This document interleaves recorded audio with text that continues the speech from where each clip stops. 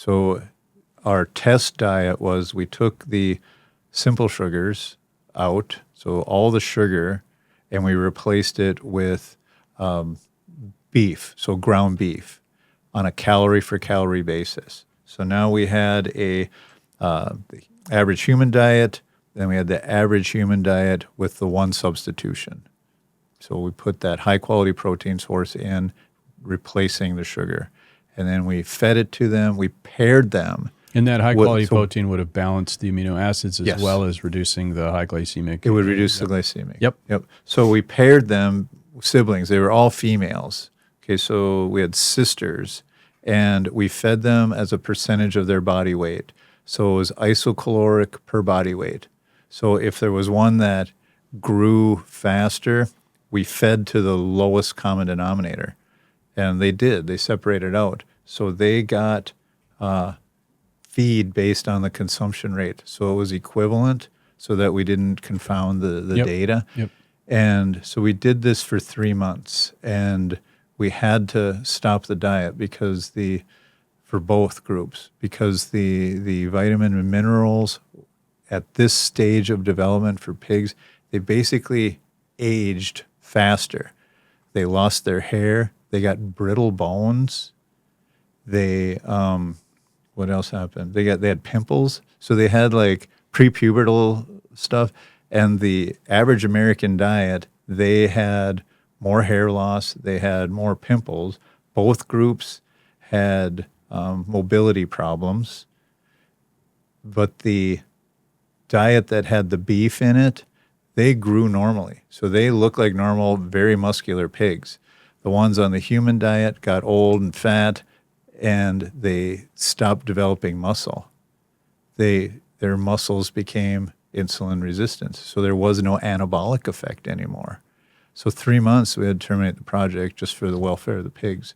So kind of the bottom line is the average American diet is inhumane for a pig to consume. Mm-hmm.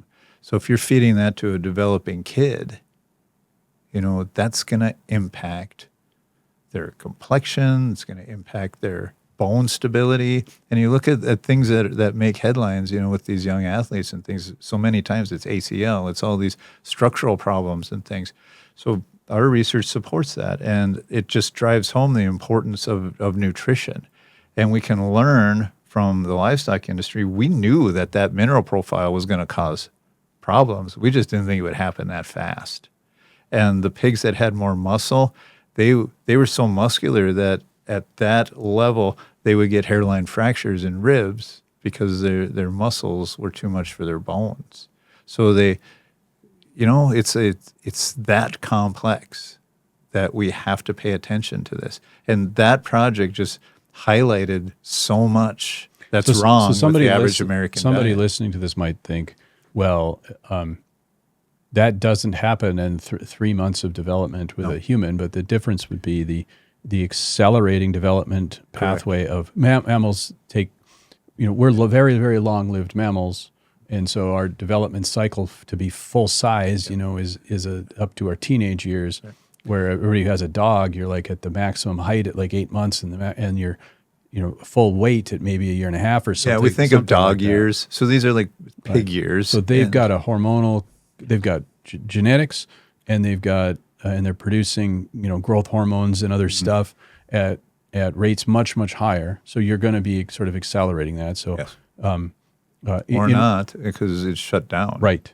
In the which is why maybe it shows up so fast, because they are running, they're revved up on their development cycle. Yes. But as a model, a pig is an excellent model for a lot of human, whether nutrition or health type stuff, as opposed to like a mouse model where it's that how fast can I don't know the number of when a mouse can go from being a pinky, I think that's the name of the baby mouse, to it can make pinkies. It's weeks to months. Pup. Yeah. Pup. I think called pinkies when you buy them to feed them to baby alligators, which probably have a name. But something for you to edit. But that development cycle is like a scaling factor or an accelerant to results. Yes. So I'm just adding that to somebody who might be naysaying, going, well, that can't be true because I ate that for the last 3 months and I didn't. I get that a lot, yeah. I'm Todd Pringle, and this is the Crosswinds Institute podcast. My guest is North Dakota State University Professor of Meat Science, Eric Berg. Our American diets and sedentary lifestyles are shortening our lives. As a people, we have become simultaneously obese and malnourished. Dr. Berg studies the effects of the American diet on pigs, and the results are alarming and informative. It turns out there's a lot more to good nutrition than just following what's on the food labels.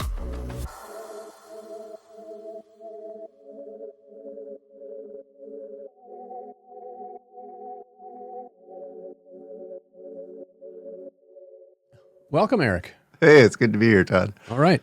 Quick disclaimer, views expressed by host and guest are at least our own, not necessarily those of organizations we might be affiliated with. That's mostly for me because who knows what might come out of my mouth.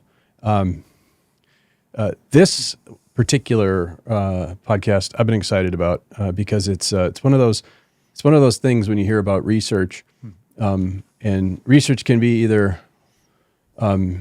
easily understandable, like, okay, what is that person doing? But most of it is like, if you don't have domain knowledge, you're like, I don't really know what that is and why that matters. And because often domains are crowded with researchers, everybody's got a little niche, and it's very obscure stuff. And if it's vague, it's like, well, how can that be science? But when I first heard you talk,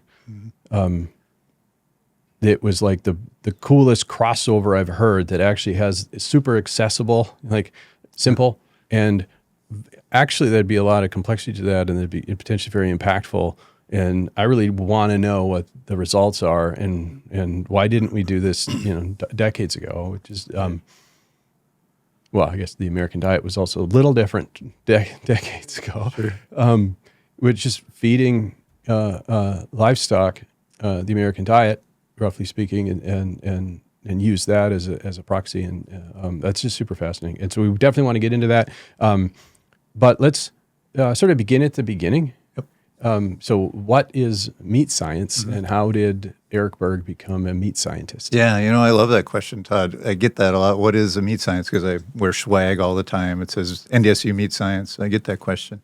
And the more I answer it, a lot of times I get to thinking, what isn't meat science? And at face value, obviously, it's the study of meat. But what is meat made out of? It's made out of muscle. And think about how complex muscle is. And when we think of muscle as a food, and when we raise livestock, it can go, we think of maybe steers in a feedlot, or we think of pigs being finished, lambs being finished, or even poultry.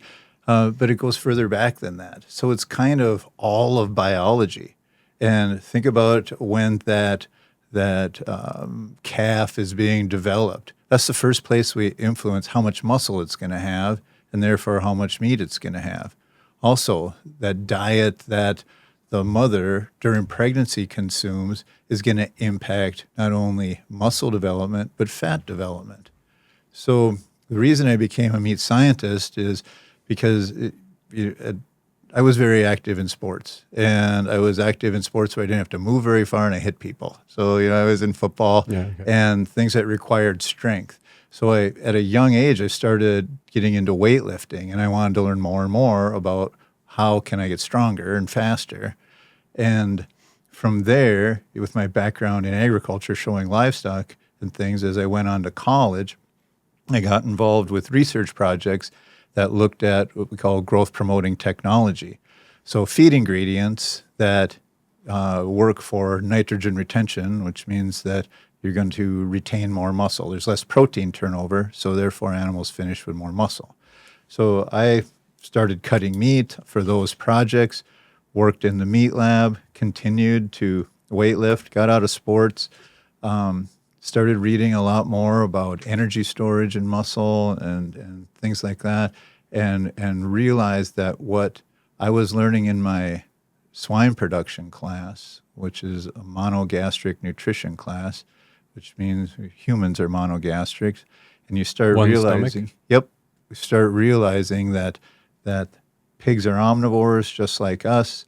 And then I knew people that were diabetic, that were insulin dependent diabetic, and started reading about that. And we could use porcine insulin. So even at an undergrad age, I was looking at it more from a muscle development side, and that after my workouts, I would eat a lot of carbohydrates, so I would spike my insulin so that energy would fill my muscles that have been depleted by energy. So I was just doing that for muscle building, and then went on to graduate school at Texas A&M. I actually got into bodybuilding a little bit. All right. So, I bet you there's some pictures. yeah, shiny bronzer pictures. yeah, painted on tan. Yeah, But, if we insert them now, that's because we found them. yeah, no. No. No. Anyway, The internet is a magical place. so that's We'll where just edit my out the nose. that's where my research started in animals started transforming. I was at my postdoc down at Texas A&M, and at that point we were still looking at And that was a energy PhD storage. in meat science. Meat science. I got a PhD at Purdue, and then went to Texas A&M for a year and a half. And so we were looking at how that energy storage. So the more glucose that gets in the muscle, the more glycogen. That's what drives the conversion of muscle to meat in the slaughter process. So once the animal gets stunned and the blood is removed, that energy stays in the muscle. So you get, when you work your muscles Yeah. really hard and you get that burn, Yeah. well, that goes away when you stop working out. Well, that doesn't happen in livestock. So it makes the muscle, the pH drop. And so the muscle gets a lower pH, and now it's converting to meat. And that's what gives it its flavor. That's what helps with its shelf stability. And the more glucose that's stored in that muscle as glycogen, that goes longer and it can drop the pH further. So it affects the meat quality. And if that pH drops too low, then the moisture starts to leak out and you have a really dry pork chop. Okay? And the opposite can happen is if all that's used up too soon, you have a very dark, a firm and dry pork chop. So from there, again, started looking at insulin, and that took me kind of to the research I'm doing now is as we looked at the progression of obesity, the progression of chronic disease may be tissue-specific insulin resistance. We have a diagnosis for prediabetes now. So as you said in your introduction, the human diet, what we eat is so complex, and we have such an abundance of food in the United States. We know exactly every nutrient that a pig needs. So it's a great model to make substitutions based on, using them as a model for humans. We could take out carbohydrate, replace it with protein. How does that affect their growth? So that's essentially what we're doing. And we can see that if there's a high carbohydrate diet and that pig isn't moving around a lot, the liver gets saturated with glycogen. So one of the indications of prediabetes is fatty liver disease. So that liver gets saturated with glycogen. If there continues to be high blood sugar, the liver is the primary depository of that. And if it's full, it says, hey, I can't use that. So it's going to convert it to triglycerides. Some of them then are going to get stored in the liver, fatty liver disease. Some of them are going to end up in circulation. Now you have high blood sugar and you have high triglycerides, also indications of prediabetes. So the muscle is saying, hey, if it's active and everything, we'll take that glucose over here. We've got, it can be up to 50% of the body is made up of muscle. That's a big sink for all that stuff. That's why exercise is so important in preventing obesity. But if that muscle is saturated because the animal or the human is sedentary, the key, so for insulin to bind, that unlocks the door to store glucose as glycogen, it goes away from the cell surface. So now blood sugar goes up because the muscle says, hey, I'm full too. Blood sugar goes back to the liver. We're full, but I'm going to turn you into this miraculous thing, triglycerides. So those continue to go up. The fat still has viable insulin receptors on it. So those adipose cells are going to bind insulin so that triglyceride can get stored. So see what's going on here? Yeah. High glucose says to the pancreas, we need insulin to store the glucose. Muscle and liver can't take it. Fat can, so the adipose cell can. So we need to convert it so the body can do something with it. Okay? So once that starts to go down, that's when you get your diagnosis of full-on type 2 diabetes or non-insulin dependent diabetes. But that blood sugar is high, glycates proteins. That's where you get eye problems. That's where you get neuropathy, because the sugar will it's got to find a place to go. So it binds to different proteins. It makes those proteins scratchy in the arteries, so it causes damage, forms a scab, so plaques build up. Now you have heart disease. See how this is all linked to all our chronic diseases associated with obesity? And it's so easy to say you're eating too much calories, but it's way more complex than that. So I think there would probably be a giant rabbit hole. It would be fun to go down, but we should probably not go down for this first conversation when you were just talking about small things that make pork chops different. But it makes sense that livestock have been part of our lives for thousands of years, and whether it was sort of an intuitive, maybe even alchemical kind of thing centuries past, but it was still your livelihood depended upon these things, either if you're selling your livestock, or literally your family and clan's life depended upon the quality of it. So this is something that's been focused on since since our pastoral history started in archaic times, and now that we've after the scientific revolution, we had a systematized way of doing things. It's interesting because livestock are a controlled environment. Mm-hmm. And studying nutrition or diet, and I would like your take. Those are different things, and how should we really think about those things? It's so hard looking at what's proper nutrition for humans, and what's a good diet for humans, because there's confounding variables everywhere, and then there's motivated reasoning sort of everywhere to make certain things happen to fit, because that's what sells either the product or maybe the book, the new diet book you've got, or whatever. I don't have a diet book. That's right. We're not shilling anything other than gems at NDSU. Correct. And the value of knowledge. I do have published research that you can look up. But so maybe maybe a little bit of floor on, from your perspective, for what the listeners should actually make sure they know. Mm-hmm. What's nursing, diet, nutrition, gotcha. And are there some basic nutritional fundamentals for a couple minutes you just want to make sure that we've got populated in people's brains that might, and especially if there's anything that you routinely run into that you consider to be like incorrect information, or at least that isn't coherent with the way you frame things within meat science? Yeah. So nutrient versus diet. So I think diet, probably the easiest way I would explain it is a diet is food and food combinations. And that could be, I'm running late, vending machine, eating a Snickers. That's your diet for the day. Is that a good nutrition? There's certainly components of nutrition in there.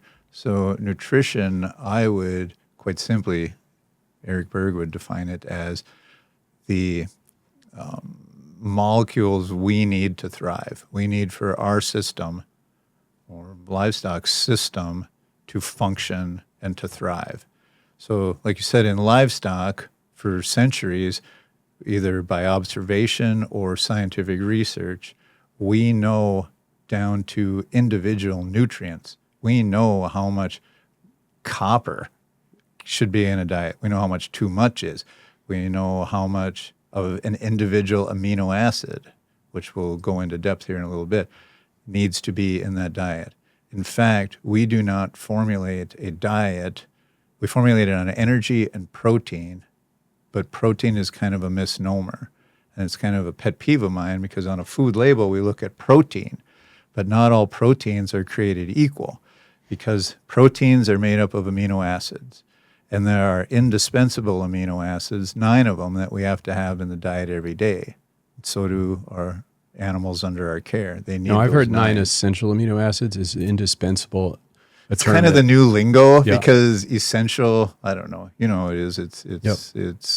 But that's it's more that term is specific to intentional and it's Yep. more specific for the science. Yep, and it's a snobbery more out there, action-oriented maybe, but, term, and so it's IAA is how it's abbreviated a lot, and in fact, the World Health Organization and the Food and Ag Organization of the UN have recommended that the digestibility of indispensable amino acids is what should be on a food label. So now they're recommending you replace one line that says protein with 9 more rows. So that's probably not going to happen. But so those are the actual nutrients. Those are the molecules of importance, not protein.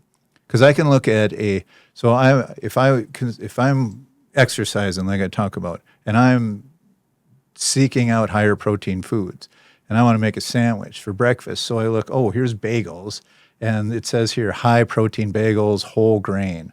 So it's 10 grams of protein per serving, and this giant friggin' bagel is 2.5 servings. So that's, if I eat that whole bagel, if I do my math right, that's 25 grams of protein. That's pretty good for breakfast, plus I'm going to put something else on it. But in our research, we found that those plant-based proteins, they have fiber in them and they have anti-nutrient factors in the plant. Now think of the seed in particular, the grain.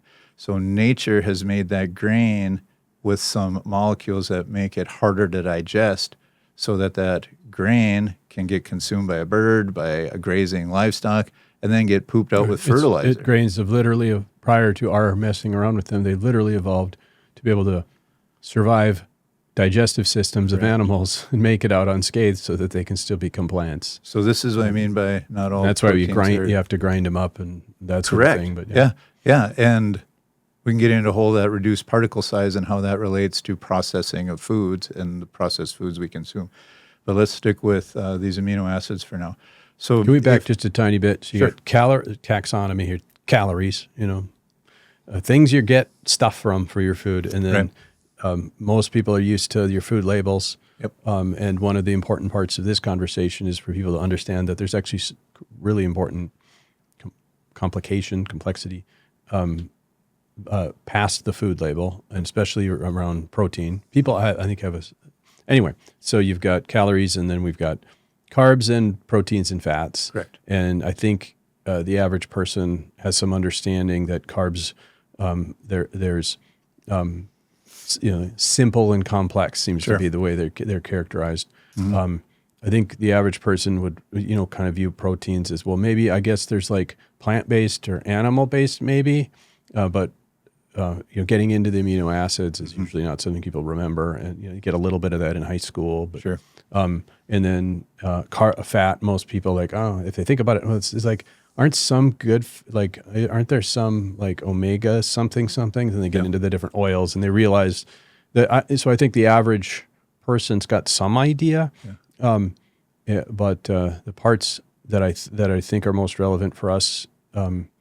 If as I understand your research, and I'm a tourist in all the different, I'm a tourist everywhere and an expert very few places, and this is not one of them. I'm a tourist, but that proteins are made up of amino acids, and those matter. And then with carbs, we've got like glycemic index, and that matters. And then there's and how does it all come together, and are there interactions? Some of those look like they really matter. But is there anything more you'd want to put on the table before we either get into amino acids or contextualize it from your research to get there? Let me take it from one specific amino acid, and that's lysine. So in those grains, so this is what we've learned from livestock productions, and we're just going to focus on pigs because they're the closest that we can transition to humans. So we want to have a complete diet, a complete ration that has all the nutrients that are going to make that pig thrive at each stage of its development, whether it's pregnant, whether it's weaned, growing, finishing. So we'll look at the amino acid content for growth. And the first limiting, the lowest quantity of one of those 9 indispensable amino acids is lysine. That's in grain. It's almost non-existent in plant-based grains, in grain products. And so it we balance the ration. We have to bring in soybeans, right? Because we look at beans as a good source of protein, okay? Because they're high in lysine. So now we bring these two plant-based proteins, these plant-based sources of amino acids together to make a complete protein.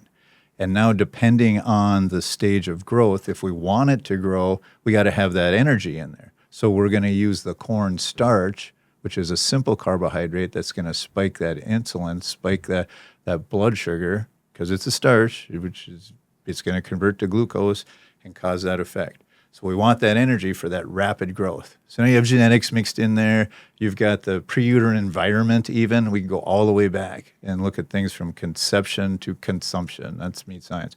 So that diet is formulated there. So looking at humans, even in affluent societies like we have here, we can be over-consuming calories that contain a lot of nutrients, but if we're kind of funny about eating animal source foods, which have our research has shown have got the highest digestibility of these essential amino acids.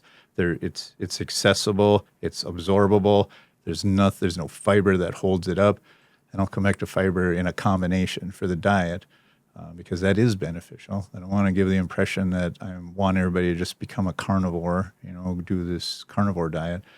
But now I lost my train of thought. Absorbable, and if we're looking at maybe some of these dietary recommendations that say we should avoid meat, have meatless Monday, avoid that, we might not be getting these indispensable amino acids. And lysine is an important precursor for growth promotants. mTOR is one of them, if I can get a little geeky, which is responsible for metabolism. It's early growth. It gets activated very early in growth, goes away, comes back.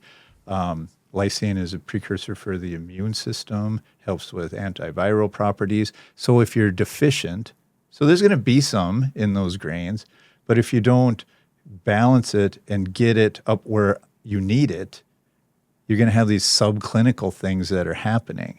So it could be subclinical things that are expressed as acne, expressed as stomach problems, because there are amino acids. I'm not going to say which one I think it is in case I'm wrong, but there are essential amino acids that are going to develop mucins that help coat your digestive system. So we see chronic disease where people are having irritable bowel.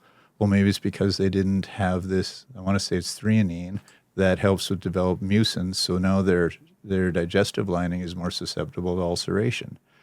If we have a diet that includes animal source foods and fiber, we've learned through livestock production that helps promote growth of the villi, the projections that absorb nutrients in our digestive system. It helps slow the digestive process so you can absorb more nutrients. So it's important to have these combinations. And when you talk about decades ago, what our grandparents, great-grandparents, and let's go back far in time, one of the fad diets is the paleo diet. So I think there's aspects of that diet that we can learn from. Is that the diet I'm going to promote? Probably not, but there are aspects of it that I find intriguing, of course, but this is what we're looking at, diet and diet combinations. Using the animal model, they're going to stick to the diet. Humans are going to cheat. It's hard to stick to a diet. So, yeah, I think that's one thing probably everybody understands. It's hard that if you tried it, it's hard to stick to it. So, so proteins are made of amino acids. Mm-hmm. So amino acids maybe are like letters in the alphabet, and proteins are the words, so to speak. Yep. Good. I use Legos. But. Lego, all right. But from a genetic standpoint, there's thousands of proteins that your body has to make. They're like the stuff that makes the proteins can be a sort of structural element of something in your body. Most of your body tissue, has a protein element, or it is all made out of protein. We're not talking about bone and other stuff. but you got to synthesize that, and each of the thousands of types of proteins, there's typically a genetic sequence that spells out what that is. Exactly. But the protein itself are produced. They're the words produced by the letters that are the amino acids. Right. And there's If at you least don't have your vowels, you can't rate the letter. There you go. Can't rate the word. Yeah. but That's a great analogy. but You were paying attention, Todd. I'm trying. Great. I'm trying. Yeah. But while the gene sequence can call out like this is the combination of amino acids, we don't have a mechanism to produce these amino acids from like the carbons and the hydrogens and nitrogens and oxygens. We don't have like that level of molecular machinery. So it's part of the things that we must ingest, just like we have to get essential minerals that we must ingest. Yes. Because we can't make them from other things, where there are certain protein synthesis we talk about protein consumption. I think everybody kind of understands that, certainly if they've done some sort of dieting, certainly bodybuilding, you get this coarse understanding of a protein. And I think it's fairly easy for people to understand, okay, proteins are actually not all the same. And okay, so they're made up of different letters, and we need to have enough letters to make all the different kinds of proteins. It isn't like we're trying to make protein, Correct. and that we are trying to make proteins, Right. and it isn't just making muscle protein. There's your difference between the nutrients and the diet. So corn and soybeans make the diet to make a complete protein. So I choose to be vegan then. Now I have to pay better attention. We're going to take that little clip where you say that, I choose to be vegan, and we're just going to send that out. Meat Scientist becomes vegan. If I choose to be vegan, I can do that in America because food is plentiful, and I can look for pulses of lentils. I can choose to combine beans and grains, and find some recipes and make some really delicious stuff that has a combination that's going to make a complete protein. Perfect. Okay. I can make a delicious meal, and what remains is maintaining that diet. Again, that's a conscious choice, just like the diet to be on paleo, just like the diet to be the carnivore diet. You have to maintain that. And I would argue that you have to somewhat be a food chemist, to do that. And you have to understand that if you're neglecting the grain or the lentils, the beans, you're going to be limiting in the amino acids that alone they don't provide. So you could be, the other vehicle in there is high starch, high carbohydrate. So now you could be in a situation where you're over-indexing on carbohydrate and you don't think you are, and you're under-indexing on these indispensable amino acids that you need for all these underlying metabolisms. So you could be thinking, I don't know what's wrong with me. I'm eating lots of protein according to my label shopping. I'm keeping my calories at this level, but those calories are out of balance. Your diet is not balanced. So it's screwing with your system, and that is what can lead to a slow progression of obesity.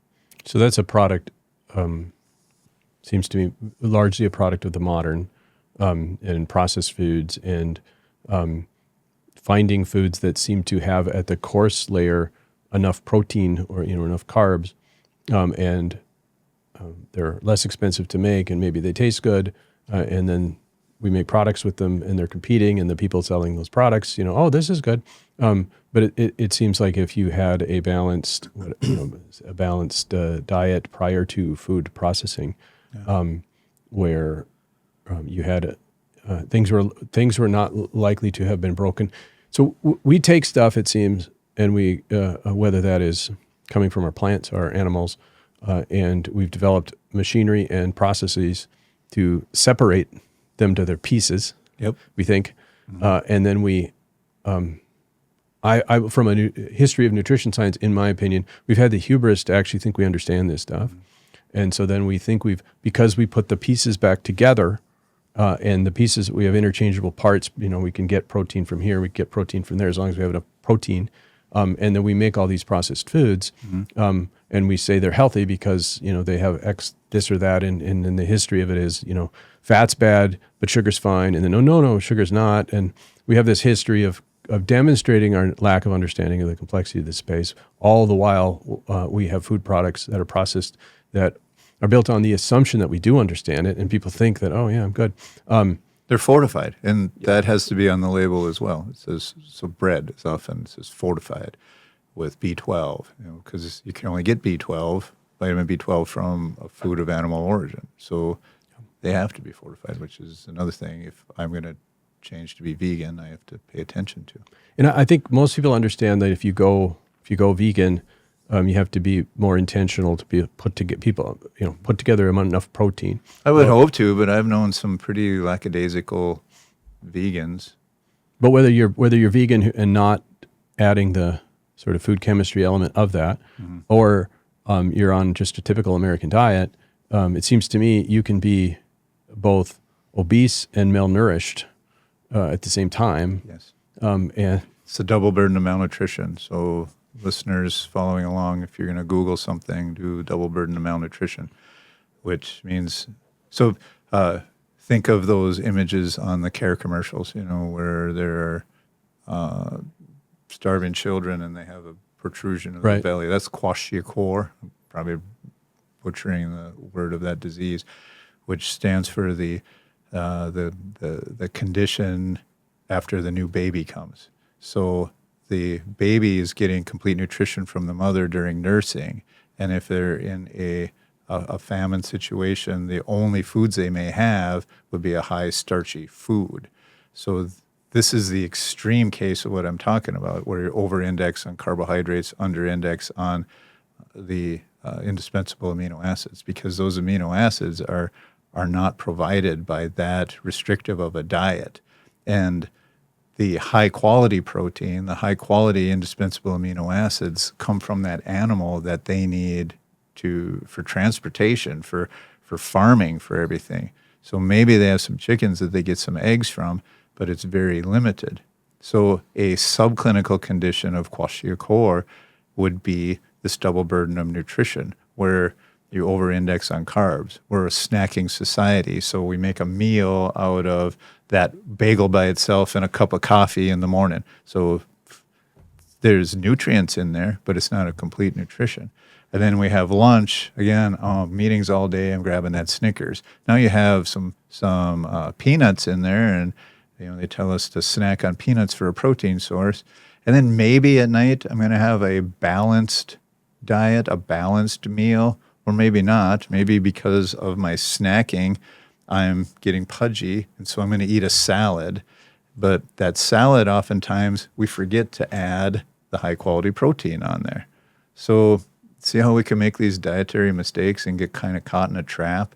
And I used to live next to a lot of medical doctors, and they would say, Eric, I can't get my patients to understand calories in, calories out. How are you going to explain everything you're talking about that we've been talking about to your average person? It's hard. And that didn't used to be a requirement if prior to food processing, where there was still sufficient food, where people had sort of a natural mix. I'm using that term natural in ways that that's very inelegant, but you had meat as a regular part of your diet, you had eggs as a regular part of the diet, and maybe you had various types of plant-based things and vegetables and stews, stuff in a stew, you didn't have those imbalances. So maybe there was a starch, a protein, and a vegetable. And the protein itself had its amino acid balance was not nearly as asymmetric as if you just say, I'm going to get, my protein from the bagel. So is it a decent, see if I butcher this analogy, but you're playing Scrabble, and if the amino acids are the letters, if you have a processed food diet, and the concern is we got to have enough protein, so we got to have words, and so you're making words. But if a particular amino acid that you need happens to be a letter X, and there's not that many of them, and you don't realize that you need to have a certain number of those letter X's Yes. to produce certain types of proteins your body needs. You got all the words, you got all the protein and you want. In fact, you maybe have more than you need.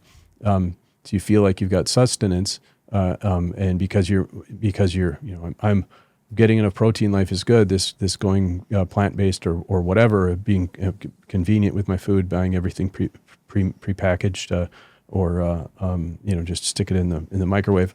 But what you need that particular amino acid, and you're not getting it because you're not getting enough X's. And then the rub is then if you start to realize that, I need more X's. If you're not looking at what you're eating, you just need to keep grabbing more and more letters, and you're consuming all the rest of the stuff that you don't need. That's going to drive its own imbalances because you're over consuming in order to get that minimum level. And we didn't used to have to worry about that typically because most of the stuff that we would get was in balance. You got it. And you mentioned lysine, but and let's not go from a time standpoint. Want to break into all of them, but like high level, what are some other names of these essential amino acids? Well, I just want to put a cap on what you said there. So you could, if that X is lysine, which is very low in grain, it's in grain. So I could consume enough of that, but just think of all the extra calories I'm bringing in. So I would have to eat 10 of those bagels to get what the World Health Organization recommends for my daily recommendation of lysine for a 170-pound human being. So now I've got to overconsume, but I'm not even taking into consideration the digestibility of that. So now I need 22 bagels just to get the lysine. Because some of it's going to not be absorbed by your body. So, okay, I fix that. I take half a bagel, I put a slice of cheese and an ounce of ham on there. I just balanced my amino acids for my meal, for my diet at that particular time. So everybody's busy, and it seems like we discover in modernity that, no, it's actually more complicated than that, like everywhere you look. Yeah. And there's only so much room that people have in their brains to get into this. But it seems to me that like the more variety and the closer you get to the source, and the more variety is, as a general rule, a lower risk than the commodified processed. Mm-hmm. And if you're going to have some sort of constrained diet in that regard, if you really need to be paying attention to some of these details. If you don't want to pay attention to those details, you put the slice of ham and cheese on the sandwich. Correct. Because if the sandwich, if the bagel says it has protein, the chances of it having a proper protein balance are pretty slim. Mm-hmm. But if you throw in some animal-based product into that, you're gonna get the number of X's and other types of letters, other type of amino acids. Right. Is there, so lysine would be one that's like Lysine's the most studied on the livestock side. Leucine is a branched chain amino acid that is also indispensable. That's on the human side. So if you're looking at indispensable amino acids and doing your Google Scholar search, that one's probably going to pop up. So in aging populations, that's kind of the wonder supplement right now that people are looking at to maintain their muscle mass in old age. So if you can maintain your muscle mass as you age, you're less prone to fall and get broken bones and things. So it's healthy aging. And leucine is a lot of research on that on the human side. And this too is essential for those growth regulators and for protein turnover. So now you look at, this is the new wonder nutrient. So there's that risk of people over consuming it.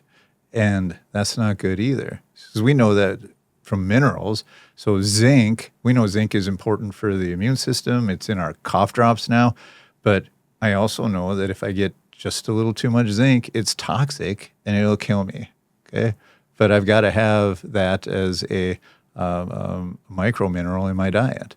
So that's the balance. We have no idea in humans what's the range of toxicity. Dose makes the toxicity is what we say all the time. Water, you'll drown if you drink too much water. Not just going underneath, but you have to have water every day. So this is where we're going with this research. We need to find that out. Will we ever find that? Oh, it's tough because there's so much variable. I mean, you and I will have different requirements. Our age different. Is a 18-year-old boy comparable to a 68-year-old woman, postmenopausal? Males and females, huge difference in things, how they react. We looked at how exercise during pregnancy impacts fetal development, nutrient delivery, and we used pregnant sows for that. And we found that the female offspring from the sows that did not get exercise had 3 times as much intramuscular fat in their muscle as the ones that came from mothers that exercised. Males, no difference. So they were born with kind of fatty muscle if their mom didn't exercise. That's crazy. Why? I don't know. We need to keep doing the research to find it out. It went away as they aged. They got fatter, but they all finished the same. So it's cool, interesting stuff. And there might be a... and I'm looking for grad students to listeners out there, by the way. So one of the things that's interesting to me is I think people intuitively understand that the nutrition of of the mother, whether that is a pig or a human, has some impact on the development of the fetus, and people I think have an understanding that there might be circumstances in which you get advantaged or disadvantaged that lasts longer in your development, potentially your whole lifespan, depending upon what's happening nutritionally in the womb. But there's very intriguing epigenetic investigations. It's controversial, but the non-genetic inheritance arguments, the egg, the egg that made you and me was actually created inside our maternal grandmothers. Somewhere when our maternal grandmothers, when our mom's mom was pregnant with our mom, and our mom was like, I don't know, it was 20-some days as a fetus inside grandma, was when the eggs that became us were created. Yes. So it isn't just my understanding of this, and it's a very new field, but it seems to be that epigenetic inheritance, at least within the maternal grandma on, because that's not so much inheritance as it is development. That's the nature-nurture kind of new, that instead of nature-nurture being this slice, there's actually this big overlap that we're barely scratching the surface of understanding of, that at least minimally our egg history and the genetic expression that comes from that is a couple generations upstream. And what are the impacts of nutrition? What are the impacts of stresses for how that might be programming that egg when it then gets the sperm later on and becomes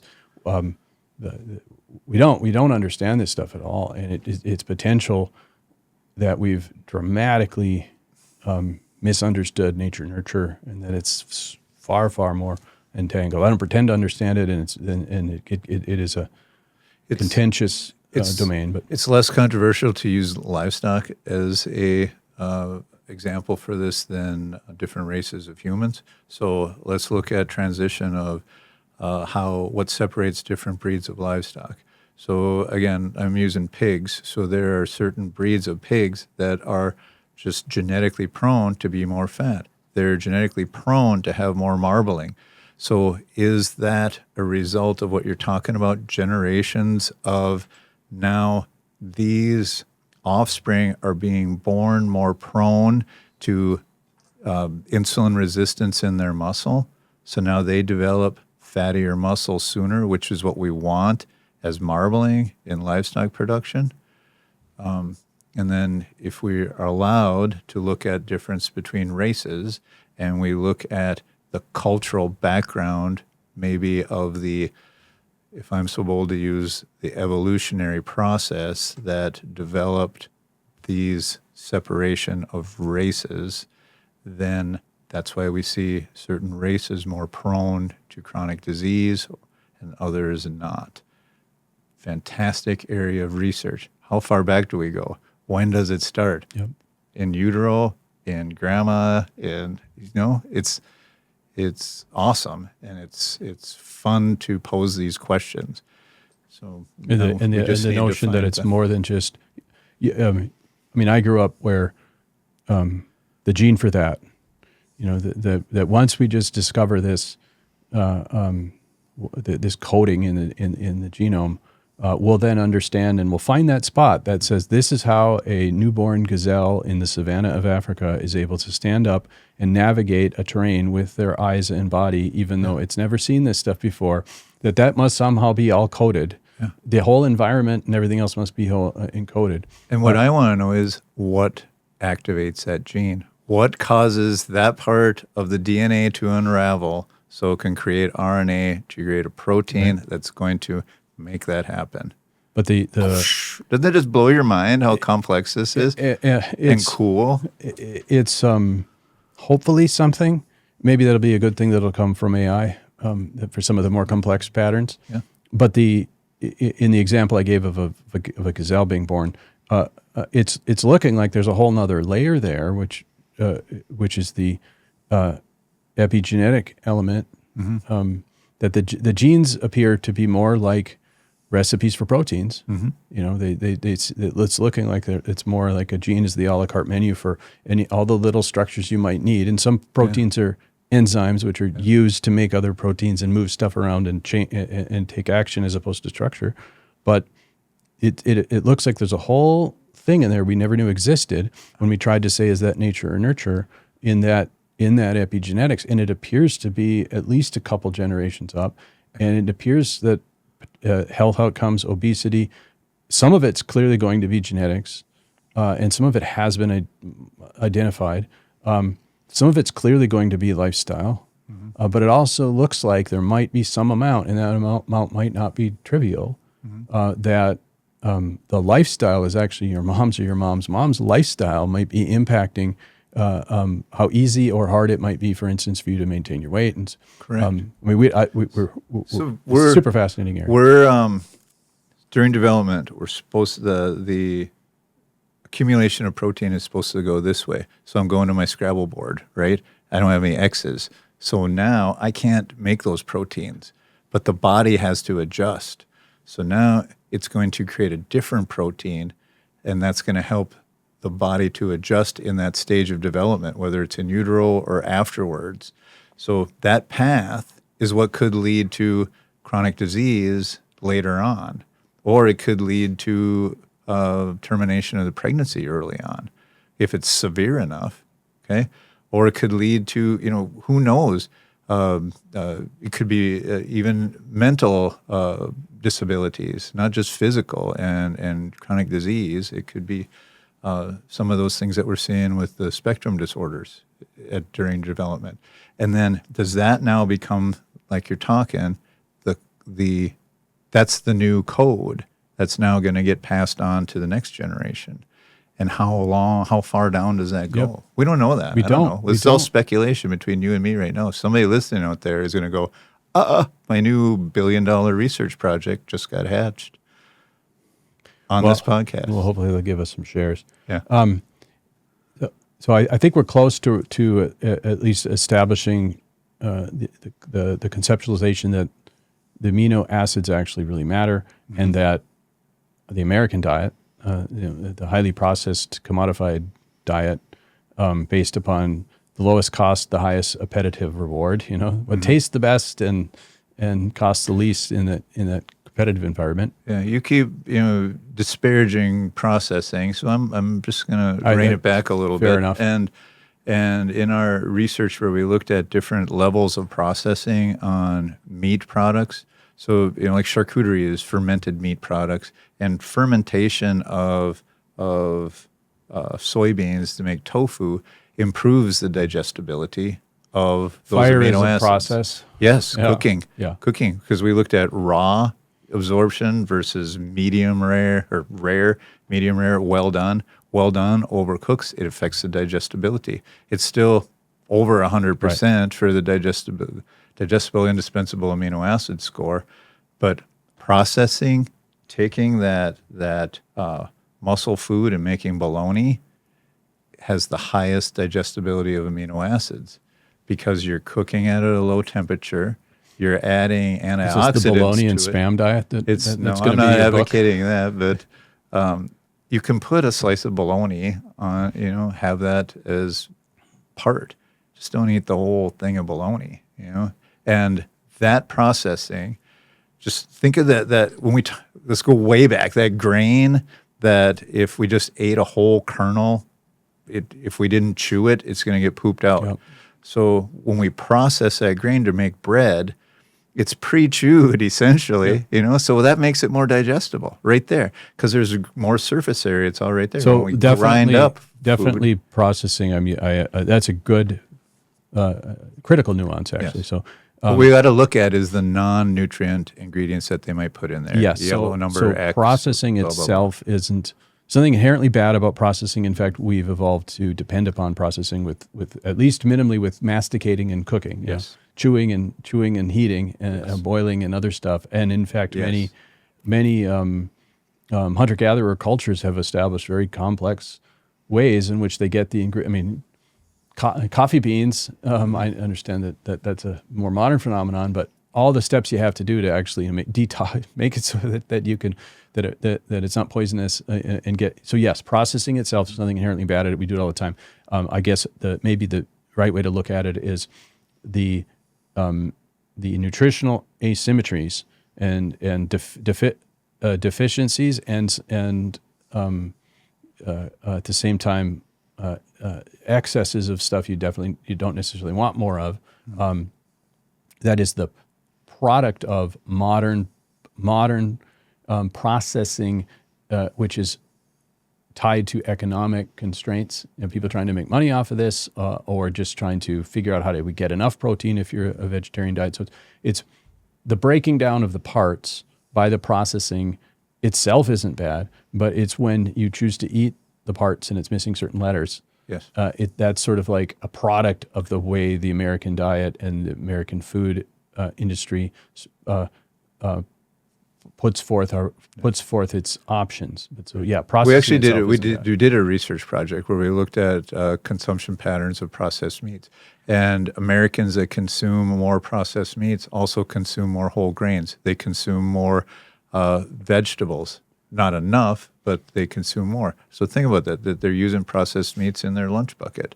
So they're putting lettuce and tomatoes or ketchup, which is highly processed, and maybe that's an indication, an example where it's got added sugar. So it depends on the processing is where I'm going. So a whole foods like I eat nothing but raw onions and raw liver. We're not going there. Processing itself isn't bad. The Mix other it together and make Braunschweiger. It would be delicious. I think we've had a good covered amino acids and asymmetries pretty good, and so people shouldn't look at the word protein and think that's sufficient. Yeah, that's my big take home. And if you're going to be getting a lot of plant-based, the more plant-based proteins you're consuming, perhaps the more intentional you should be at investigating, are you getting the proper amino acids? If you don't have that kind of cognitive time or literal time, and you're not vegetarian, making sure that there's animal products in there that themselves don't seem super narrow.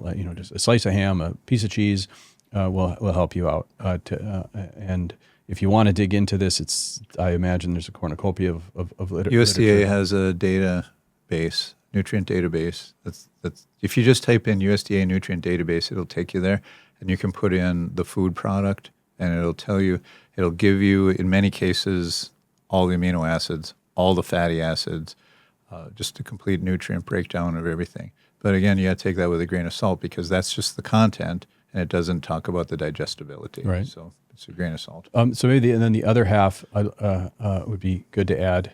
Is the carb side and glycemic index, and what is the American diet, and when people understand simple carbs, complex carbs, Well, they understand. They know those terms.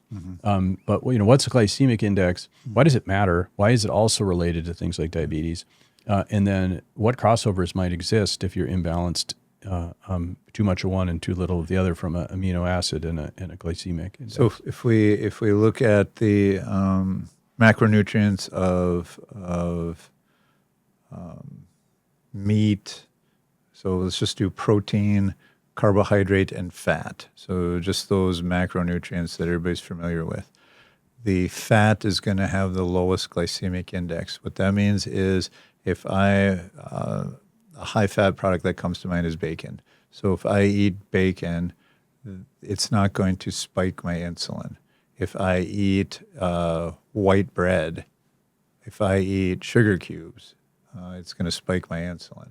So carbohydrates have the highest impact on insulin. That's their glycemic index. Proteins are intermediate because there are amino acids that will convert to sugar.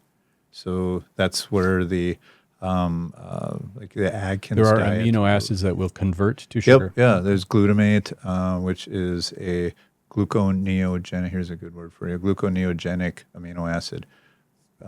Neo meaning new, genesis meaning create new glucose. So that's if you're on the low carbohydrate diet. One of the criticisms is that a ketosis process? Yes. Okay. Yeah. So the that's how you get it's criticized energy when you're on keto. You have to have carbohydrates to make your brain go. Well, you don't, because even if you're in a fasted state, breaking down your muscle, those gluconeogenic amino acids will convert to glucose to feed your brain, which certain So if you're on a vegetarian diet, you'd have to worry. You worry about imbalance of certain amino acids that aren't typically in plants in abundance. But if you're maybe on the keto diet and you're eating highly processed foods, is it could you end up with not nearly enough gluconeogenic amino acids? Are they? I would say no. Okay. No, because most people that are doing this are over consuming muscle foods. Yeah. And so there's plenty of. Yeah, I've of done. that I routinely do little sprints of keto. Yeah. And I've tested them all, even vegan, You- just to see how I react to it. And I just like the variety. Okay, so we got a nice cross. So I have thought of glycemic index as that's just a thing that's carbs. Yeah. But so when you combine those, so if you put more fat in there, it's going to blunt. This is the diet versus nutrient. So protein, carbohydrate, fat is that sandwich. So now that's the glycemic load. That's the whole meal. So glycemic index is the individual macronutrients. The glycemic load is the sandwich. So, but what does this mean, glycemic? I mean, it's how the carbohydrate content impacts your release of insulin from your pancreas. It's the reaction of the food you're consuming on your blood sugar. So basically. and now for some basics here. This is important, and people have heard insulin, and if they don't have diabetes, they may or may not really know what that means. But if your pancreas is going to produce insulin. Yes. And one of the things that is measured in foods or is its glycemic index, which is going to correlate to how much insulin is going to be produced by the pancreas. Everything is being equal. What's insulin? And we don't have to say like how it's made by the pancreas and all that, but what is it? What is its function? Yeah. And why does the body have to pay attention to the food to know how much insulin it should? Well, it's first and foremost, its function is to lower your blood sugar. Okay, that's where the glycemic index comes. Why do we care what our blood sugar is? Because it's when I was talking earlier, if there's too much sugar, the sugar's got to get stored somewhere. Right. So that's that cascading of the sugar. If you if you're really, really active, your muscles need it. Yeah, think of the people who run the Fargo Marathon, and they're eating that goo at high sugar, So but that's just burning right as they go. And so the if your muscles don't need any more sugar and you're giving it lots of sugar, and if your liver can't take any more sugar and you're giving it a lot of sugar, then it's going to be the fat's got to take the sugar, and so then you're going to get stored as fat. So there's an obesity thing. Is there anything else to having high blood sugar that's also a problem? So do you see the thing they check now is your A1C? That's a thing. Everybody that's heard a ad on cable news has probably heard a few things. So A1C. Yes. If you have high blood sugar, chronically high blood sugar, it's going to start binding to your albumin so it's going to bind to proteins in circulation, and that's what that A1C So measures. those are those diabetes, often diabetes-related diseases, skin and eye and wounds on the legs that don't heal and literally can lead to amputations. So those are the sort of toxic or whatever effects of high blood sugar. If you cannot find the soaks, the drains for the sugar from the muscle, liver, fat, and everything's tapped up and full, or maybe the fat is rate limited. Maybe that doesn't. Well, we've been hit over the head with low-fat diets, which led to disgusting things like rice cakes and stuff, where people. But then they added more sugar to make those palatable, and so the advice we've received is. I'm not going to come out and say it, but has it been beneficial? We continue to since we've been getting dietary advice, we've been getting fatter and fatter. So. Yeah, I will say that I have a litany of things in which I have been disappointed by what has been promulgated as the scientific truth by either our government or moneyed interests. And the food pyramid in my lifetime. Went from I can't eat that many vegetables, to now looking at it and going,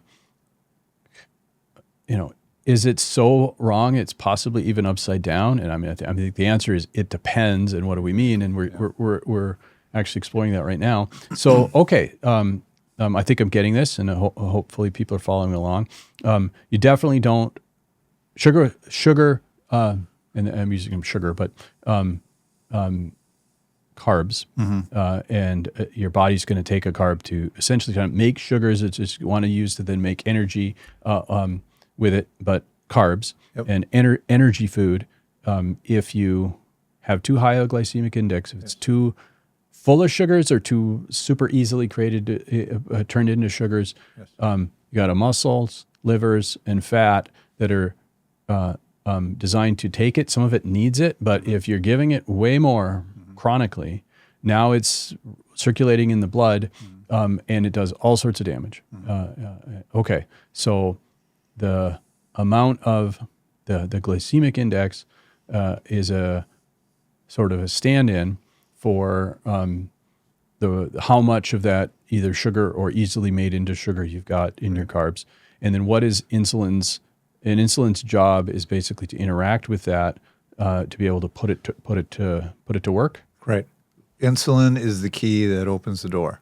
So I've got a muscle cell. It's got an insulin receptor on it because I'm walking. I'm doing exercise, but maybe I'm just like a walker or something. So that burns the glycogen. The glucose sits in my muscle. So the insulin receptor, when I eat after my walk, the high blood sugar is going to trigger the release of insulin from the pancreas. It's also going to cause the insulin receptors to come to the surface of the insulin receptors are going to be there, and they're going to bind insulin, and it causes glucose transport molecules, that's where I'm going with this, to come to the surface. So insulin binds, these molecules come to the surface, they bind the glucose, bring it in. The secondary response of insulin is this cascade of events that stores that glucose as glycogen. So marathon runners, the night before, they have their spaghetti and lefse deal, and they're glycogen loading. So they did their pre-workout,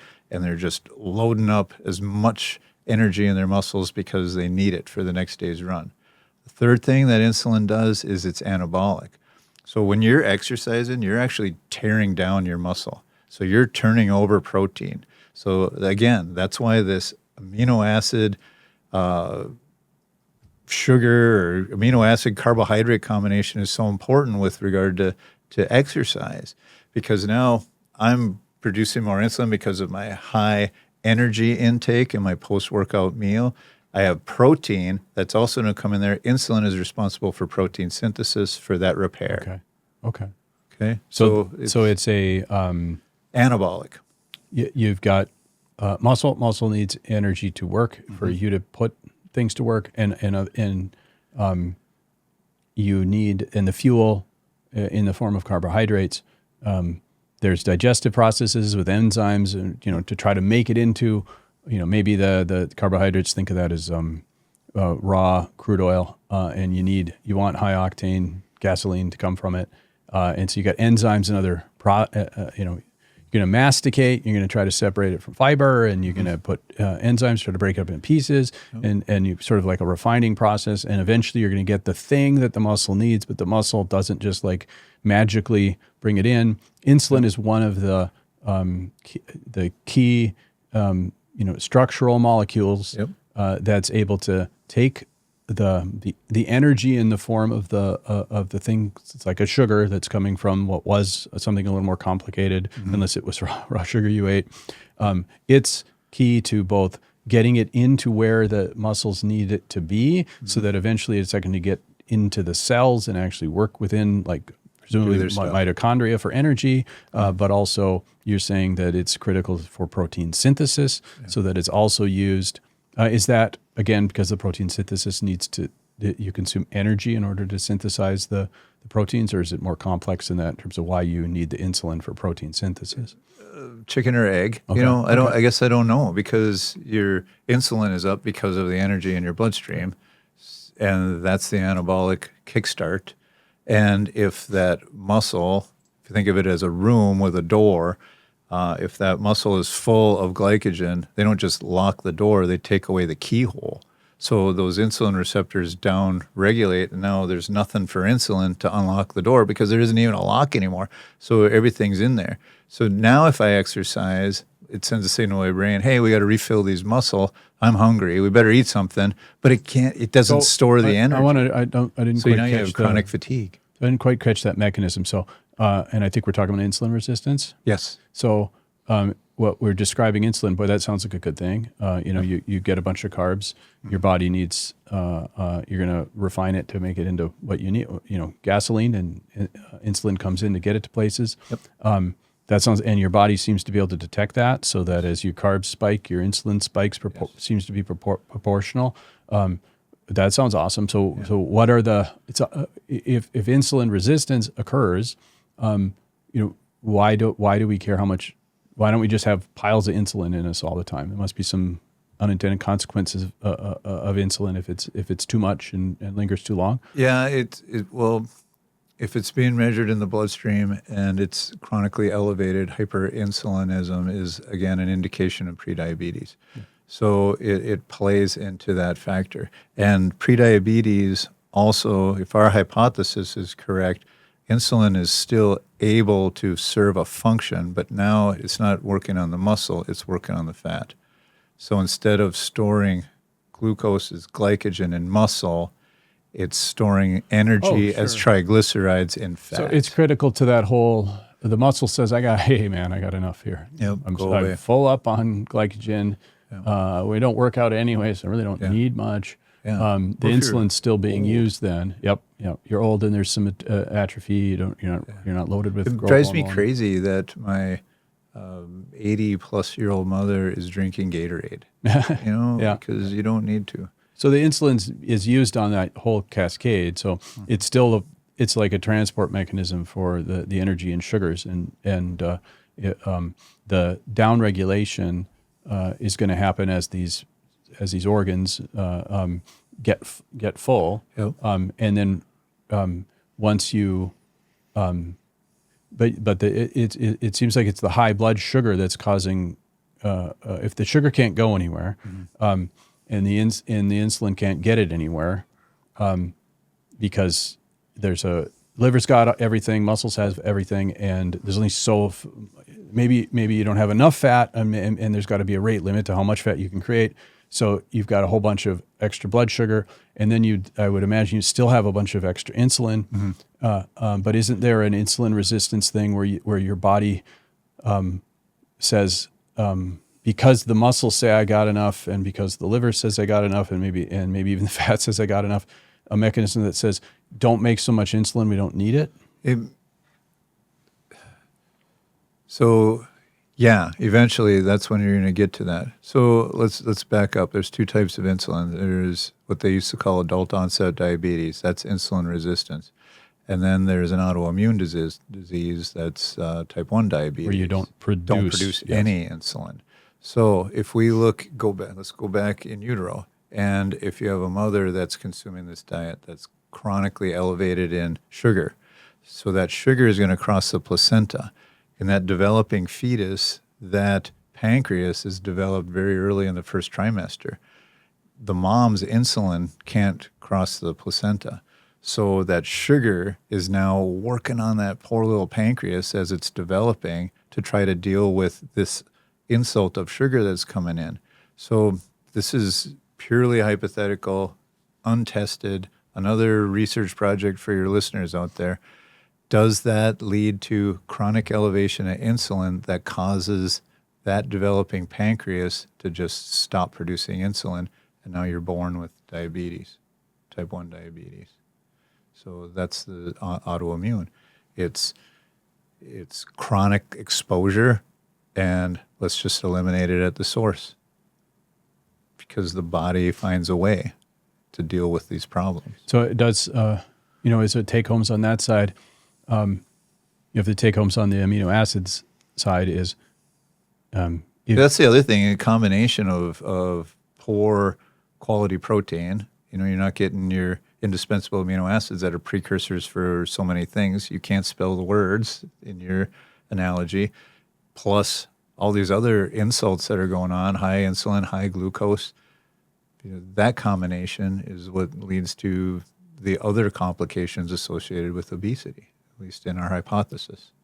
So that it would seem that so the high glycemic index carbs are, roughly speaking, the closer it is to basic sugar fuel, and within sugars, up to all the way up to fructose, and then how bound it is to fiber, like how accessible it is. So like grape juice with corn syrup, versus a grape versus a raspberry or an orange juice, which is processed, which makes it more digestible. And people will drink 7 oranges in a giant orange juice. Yep. Remember when we were kids, they used to get, was orange juice, what you got. That was a large orange juice, a tiny thing.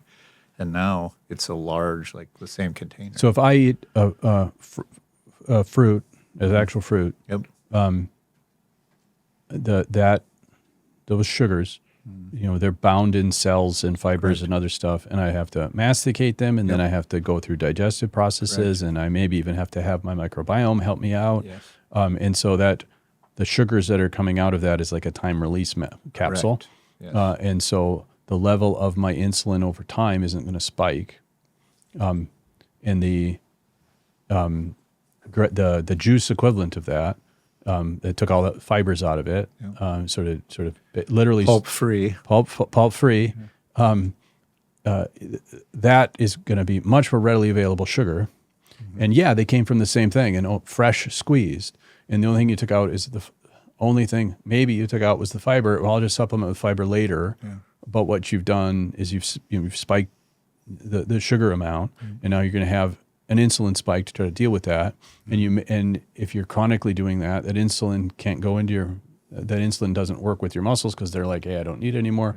Maybe your liver has too much. So your orange juice could be driving obesity, where just the same amount of actual oranges consumed over time. Got to get my vitamin C, so I got to make sure I drink my orange juice with my bagel and then coffee in the car. So what you just described then is the crossover of the two things you're talking about.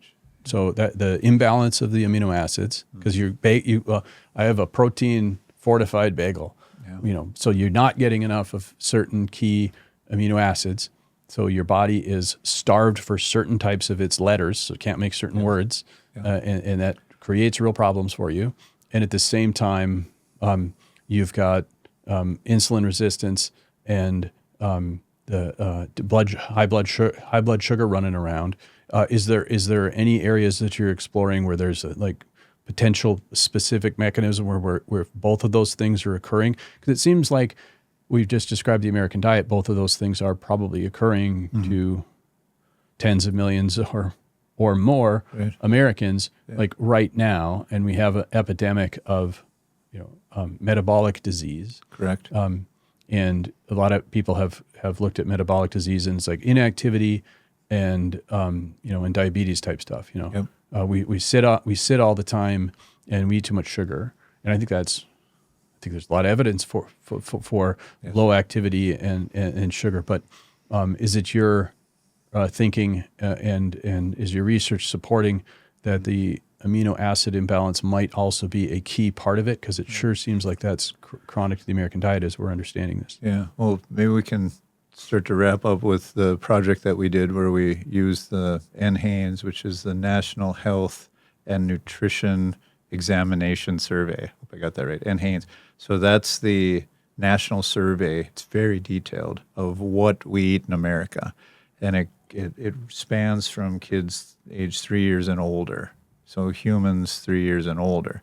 And we took the median nutrients, okay, not the diet. We made a diet out of the nutrients that the median, middle of the road American eats. And we used our pigs, and they were immature pigs. They were prepubertal, so they were in pig years. They were like teenagers or just developing teenagers. And we made this diet with ingredients that pigs were used to eating. Okay, so it was higher in fat, high in sugars.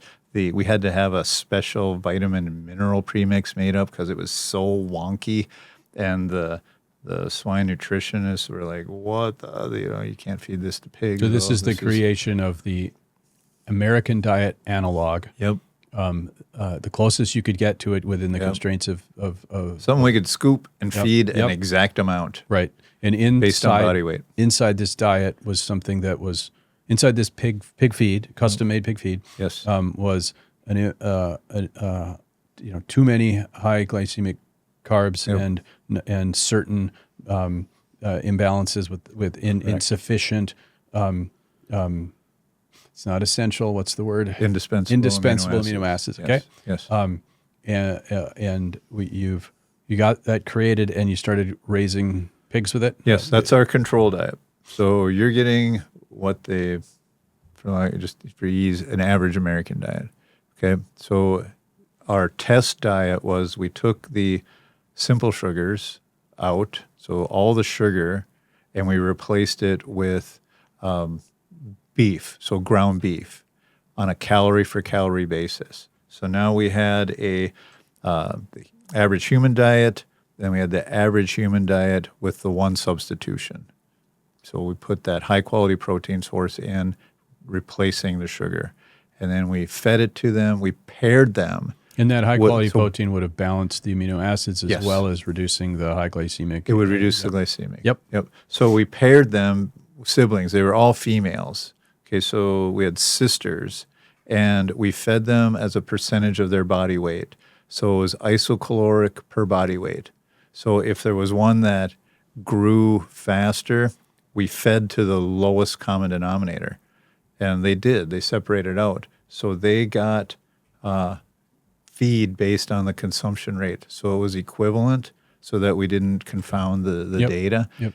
And so we did this for 3 months, and we had to stop the diet for both groups, because the vitamin and minerals at this stage of development for pigs, they basically aged faster. They lost their hair. They got brittle bones. They, what else happened? They had pimples. So they had like prepubertal stuff. And the average American diet, they had more hair loss, they had more pimples. Both groups had mobility problems, but the diet that had the beef in it, they grew normally. So they look like normal, very muscular pigs.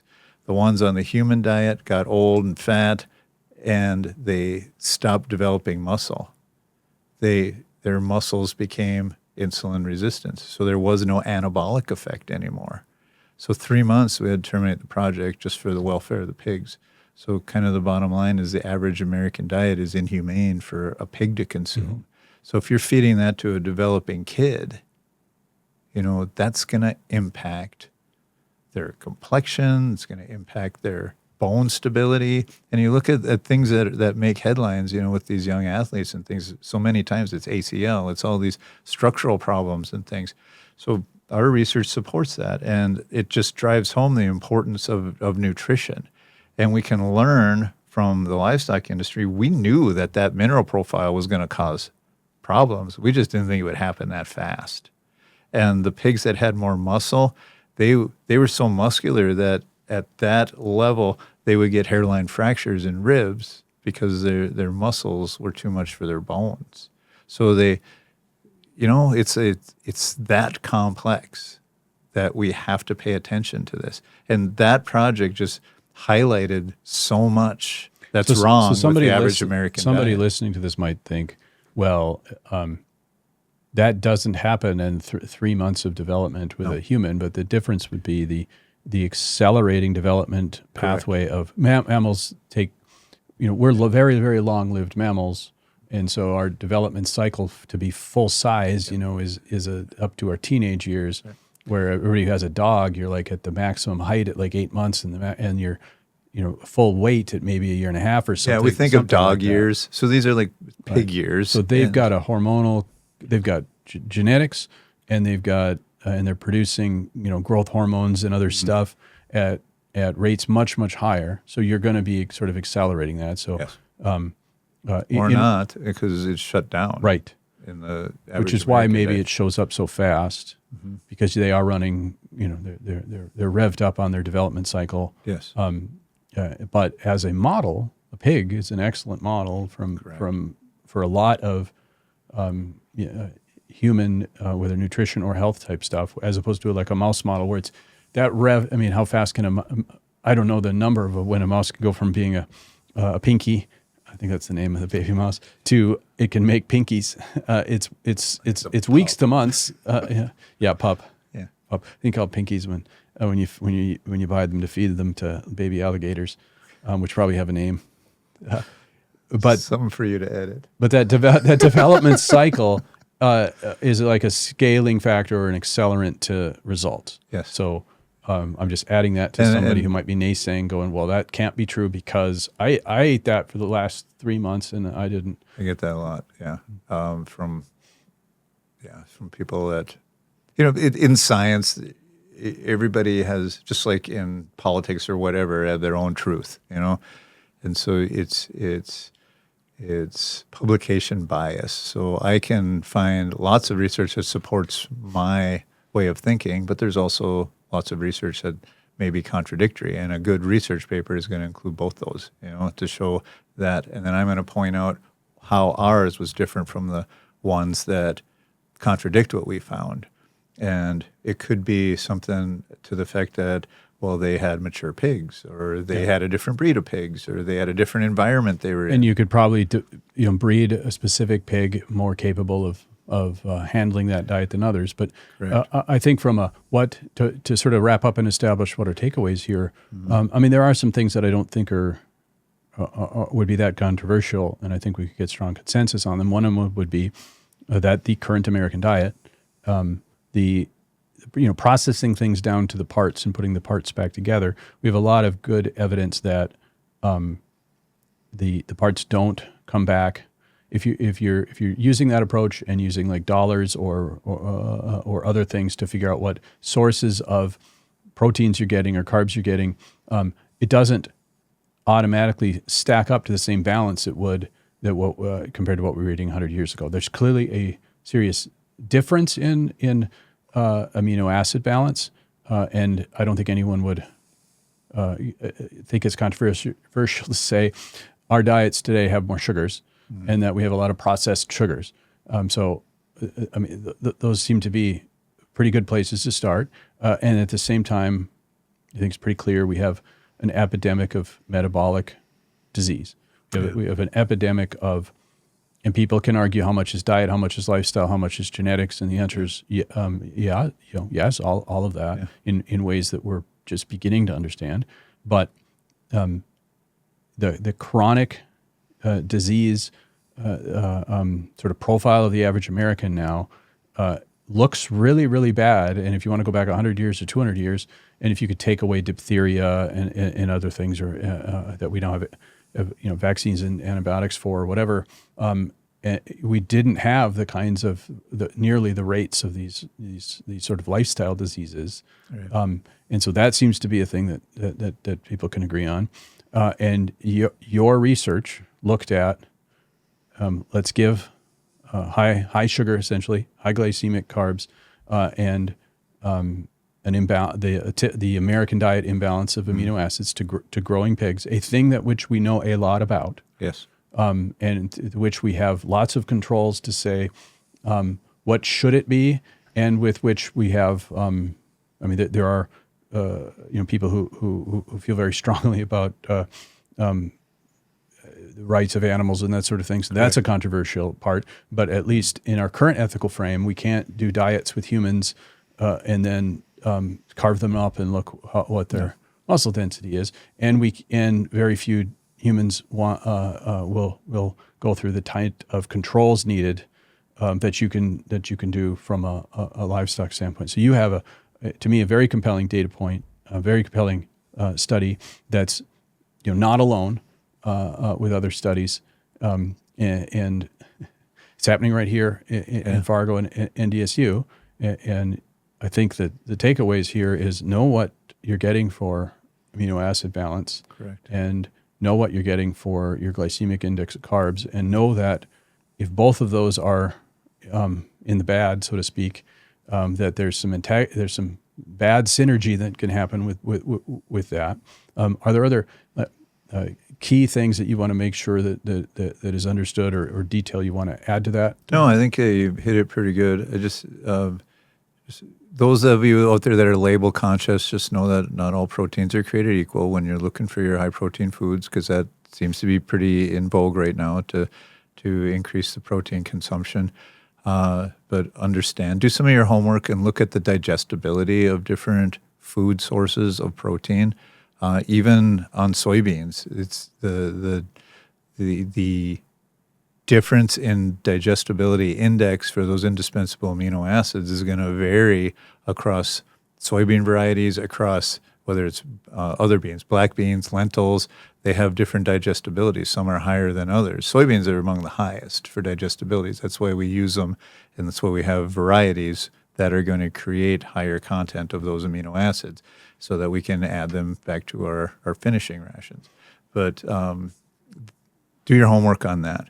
If the issues, the social issues of modern livestock production is not palatable to you, then I would suggest maybe go one step down and look at cheese and eggs to add and dairy products as your high quality protein sources.